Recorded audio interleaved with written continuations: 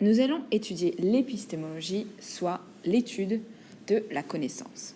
Commençons avec une première situation. Imaginons une belle forêt, à l'abri de tous, très loin de toute civilisation et de toute ville. À la suite d'une terrible tempête, un des magnifiques arbres de la forêt s'écrase et tombe. La question qu'on est forcé de se poser à ce moment est très simple. L'arbre, en tombant, a-t-il, oui ou non, fait un son? Surtout en sachant qu'il n'y avait personne pour l'entendre. Maintenant, passons à une deuxième situation. Dans cette situation, imaginons cette fois une petite cloche. Quand elle sonne, elle fait un bruit, tout simplement. Dring, dring. La question est la même. Et encore très simple. La cloche produit-elle un son? On a besoin de changer la situation un peu plus en ajoutant la chose suivante, une boîte. On va placer donc notre petite cloche dans une boîte et la particularité de cette boîte, c'est qu'une boîte qui ne laisse pas passer le son. Est-ce que la cloche fait un son? Mais avant de nous demander toutes ces questions, il faut peut-être se demander, comme on le sait très bien en philosophie, qu'est-ce qu'un son? Car les définitions ont leur importance. Est-ce qu'un son est donc la production d'ondes sonores ou alors est-ce qu'un son est quelque chose qui nécessite une audience, quelque chose qui est entendu? Alors, Berkeley est un philosophe irlandais, c'est aussi un prêtre, et il va donc émettre cette théorie qui est la suivante, que ce sont mes sens qui créent la réalité. C'est parce que je suis capable de percevoir quelque chose grâce à mes sens qu'une chose est mise en création. En d'autres mots, c'est-à-dire, il faut qu'une chose soit perçue, donc c'est-à-dire soit vue, soit touchée, soit entendue, pour qu'elle soit vraie. Alors prenons l'exemple de cette écharpe verte. D'après Berkeley, l'écharpe n'est pas verte. Elle n'a jamais été verte. C'est en fait notre perception de l'écharpe qui est verte. La couleur n'est pas dans la chose, mais dans nous. Donc, essayons de retourner à notre exemple avec l'arbre. Si un arbre tombe dans la forêt et qu'il n'y a personne pour l'entendre, si le son n'est pas dans la forêt, ni dans l'arbre, ni dans la réalité, mais à l'intérieur de nous-mêmes, s'il n'y a personne pour entendre l'arbre tomber, donc l'arbre ne produit aucun son. La réalité nécessite une perception. Et ce sont les sens qui donnent une réalité à notre monde. Prenons donc notre monde à nouveau. Le voilà, en bleu.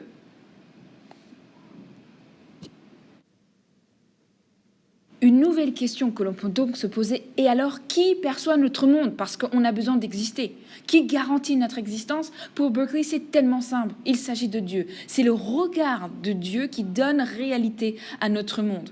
Car sans lui, sans sa perception, il n'y aurait aucune garantie que rien n'existe. Et alors, aujourd'hui, qu'est-ce que ça veut dire? Comment est-ce qu'on applique ceci? On a besoin d'aller faire un petit peu de physique, particulièrement de la physique mécanique créée par un scientifique appelé Schrödinger qui parle d'une expérience de la pensée avec un chat. Alors, de quoi s'agit-il? La voici.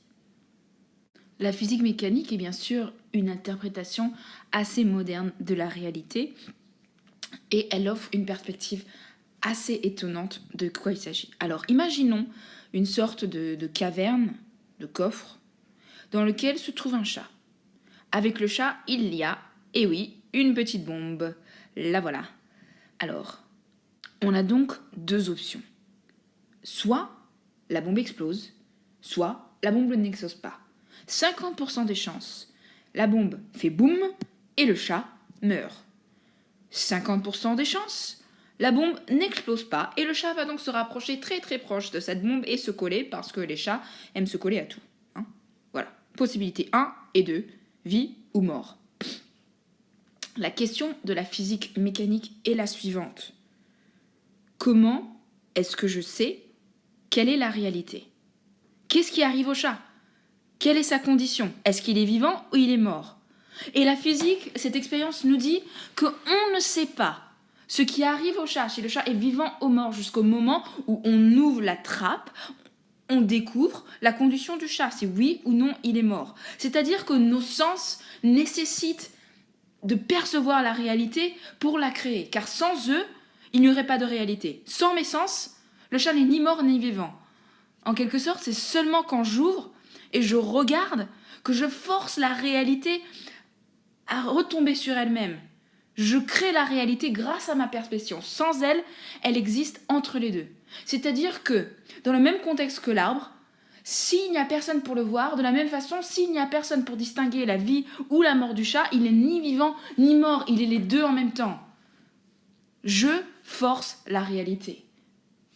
Pour approfondir ceci, quand on regarde un atome et qu'on essaye de savoir où sont les électrons, on ne peut pas savoir où ils sont jusqu'à ce qu'on essaye de les percevoir. C'est notre perception qui les arrête et qui les fige dans la réalité. Sans le percevoir, on serait incapable de savoir où sont les électrons dans un atome. C'est exactement la même chose pour le chat, c'est exactement la même chose pour l'arbre, c'est exactement la même chose pour nous. Alors maintenant, revenons au chat dans la chambre hermétique avec la bombe et à nous-mêmes qui ouvrons la chambre pour voir ce qui arrive au chat. La question est la même que celle de Berkeley. Qui nous perçoit? Car de la même façon que l'arbre et le chat ont besoin de quelqu'un pour les percevoir pour exister, qui nous permet d'exister? Berkeley dirait sans aucun doute qu'il s'agit de Dieu qui nous permet d'exister, mais la physique moderne reste sans réponse à cette question. Allons plus à profondeur. Est-il possible que, parce que on force la réalité à exister grâce à notre perception, qu'à chaque fois qu'on ouvre la caverne, soit le chat est vivant, soit le chat est mort, et qu'à chaque action que l'on fait, on crée une conséquence qui peut être double ou triple, et que chaque action que l'on fasse crée un monde parallèle qui s'enchaîne l'un dans l'autre? Est-il possible que parce que personne ne perçoit, que l'on fait, on vive dans des options parallèles? Tout ceci peut être résumé par la phrase en latin célèbre de Berkeley, qui est la suivante: esse est praecipi. Être, c'est-à-dire être perçu. Tout simplement.